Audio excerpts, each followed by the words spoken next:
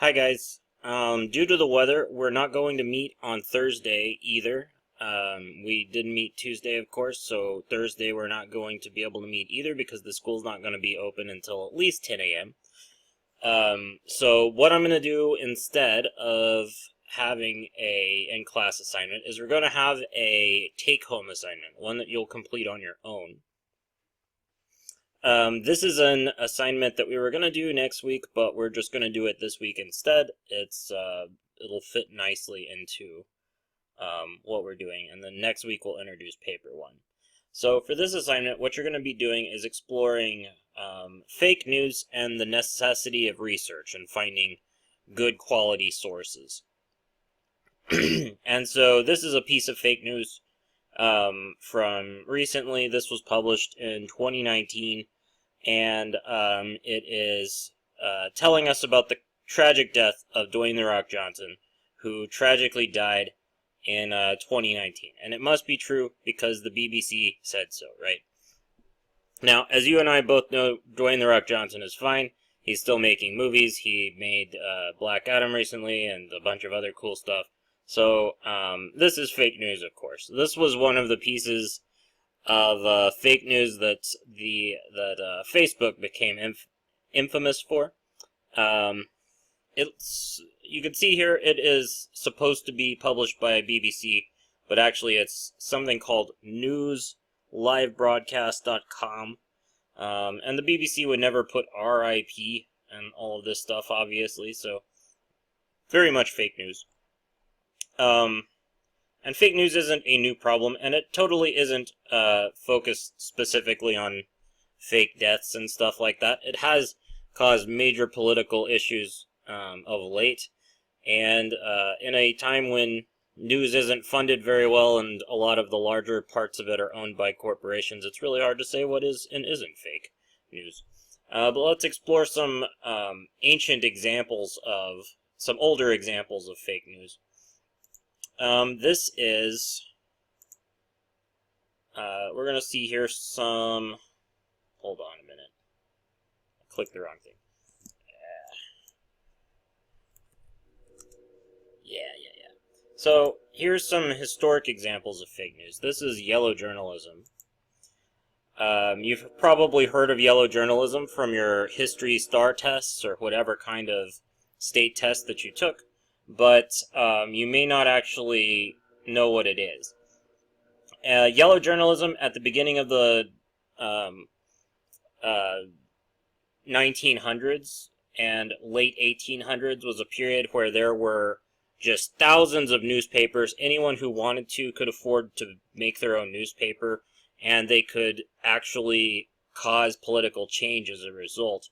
And so that led to a lot of completely fake news, where people would come up with flashy headlines just to sell newspapers. And a lot of this was silly stuff, like they would say that all the animals had escaped from the zoo and sell newspapers about people having fistfights with bears and stuff like that.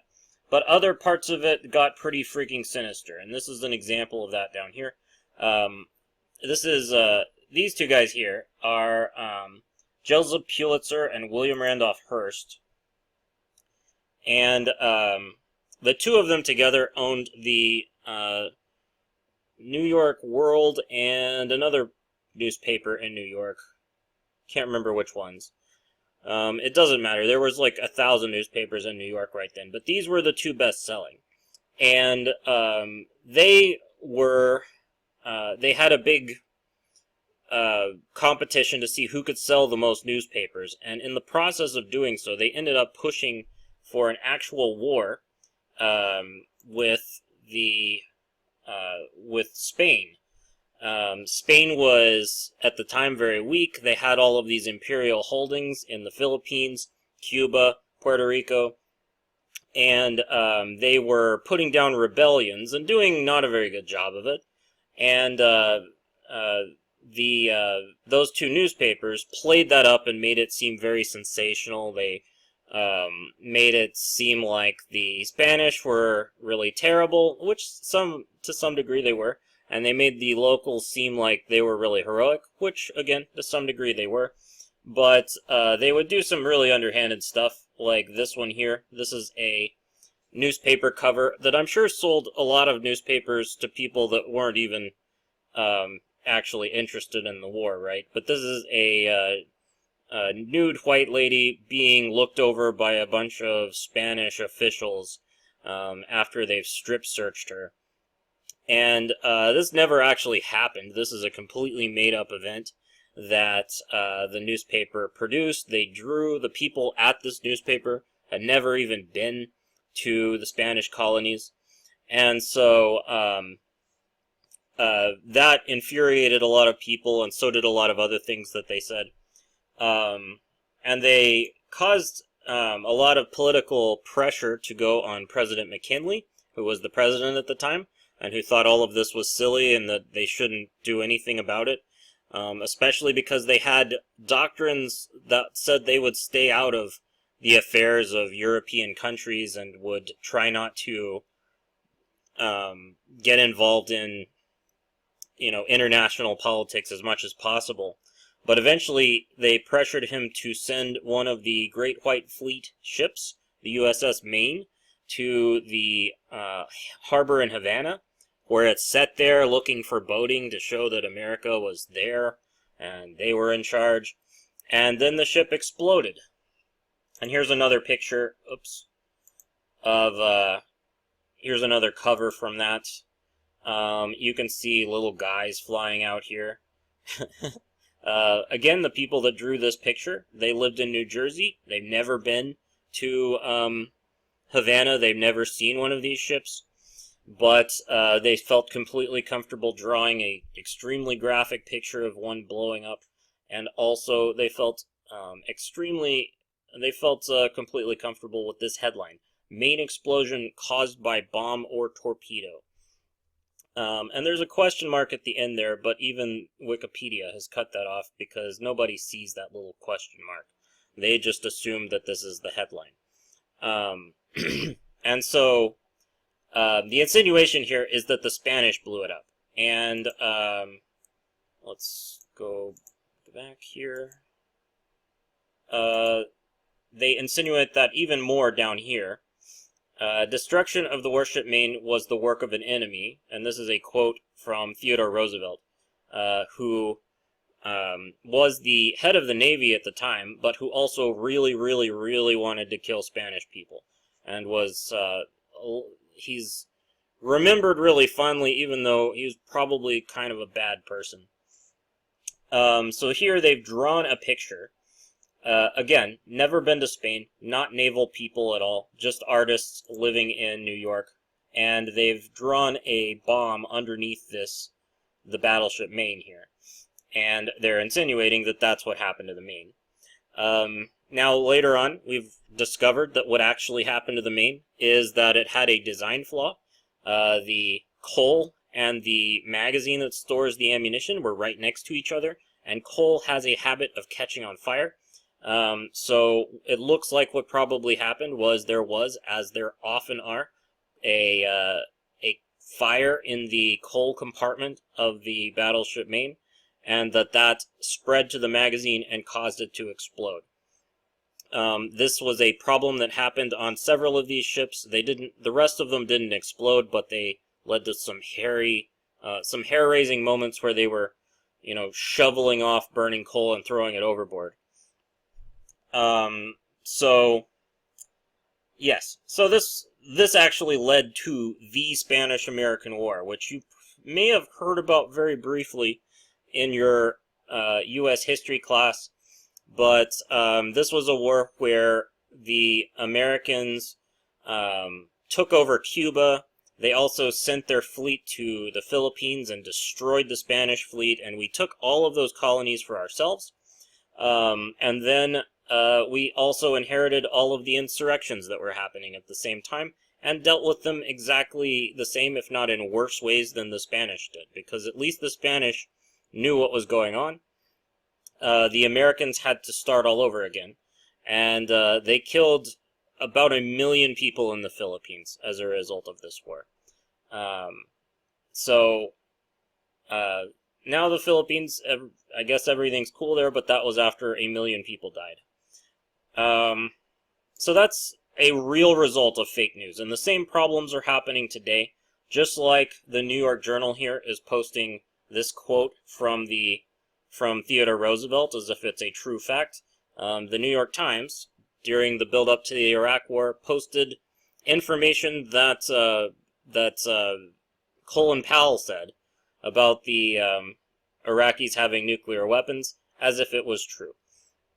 The same thing is happening now, so we have to be very careful. We have to check the reasons that people are saying these things, and we have to think about what their motivations are. So, some other fun fake news. Some of this is pretty cool.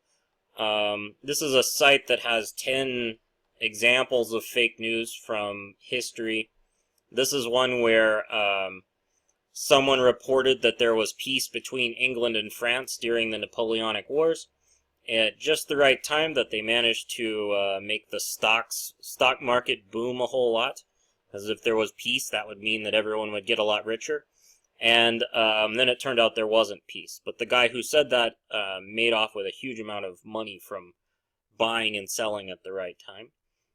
This is a newspaper that sold, this was the New York Sun, another newspaper, in 1835, that published a piece saying that there was life on the moon. And they quoted, they pretended at least to quote a famous astronomer at the time who was famous for using telescopes to see things. And supposedly he was seeing all of this. So this is bat people or angels or something. There's unicorns down here. There's, I guess these are pterodactyls. Some pretty sick stuff. I would buy this newspaper if they printed it today. Let's see. This is some people posting a newspaper saying they had caught the Jack the Ripper. Yeah, other amusing stuff like that. This is one where people are tried to boycott eggs, and the newspapers actually worked with the corporation to say that the boycott was over when it wasn't. Something we should probably do now, because the egg prices are ridiculous, right? Okay, so those are some examples of fake news. For your assignment today, and you can turn this in as late as Sunday night, because I understand the weather being the way it is.